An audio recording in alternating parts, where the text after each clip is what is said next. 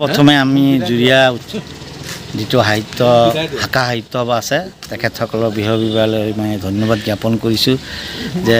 জিলা কাৰ্যনিৰ্বাহকখনি আমাৰ বিদ্যালয়তে পাতিলে আৰু আমি আপ্লুত হৈছোঁ যে আজি অসম সাহিত্য সভাৰ সম্পাদক প্ৰধান তেখেত ইয়াত আহিছে আহি পেলাই তেখেতে এই অঞ্চলৰ যি বৌদ্ধিক বিকাশ আৰু শৈক্ষিক বিকাশৰ উত্তৰণ দেখিছে দেখি পেলাই তেখেতে যথেষ্ট হৈছে আৰু যি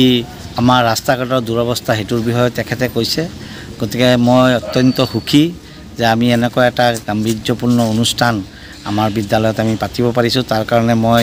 জুৰিয়া শাখা সাহিত্য সভাৰ বিষয়ববীয়া সভাপতি সম্পাদক তথা জুৰিয়াবাহী ৰাইজক মই ধন্যবাদ জ্ঞাপন কৰিছোঁ জিলা সাহিত্য সভাৰ বিষয়ববীয়াসকলক ধন্যবাদ জ্ঞাপন কৰিছোঁ তেখেতসকলে বহুত কষ্ট কৰি আহি এই ভিতৰুৱা অঞ্চল এখনক এখন বৰ্ধিত কাৰ্যনিৰ্বাহক ইয়াত অনুষ্ঠিত কৰিছে আৰু সফলভাৱে সমাপ্ত হৈছে ধন্যবাদ।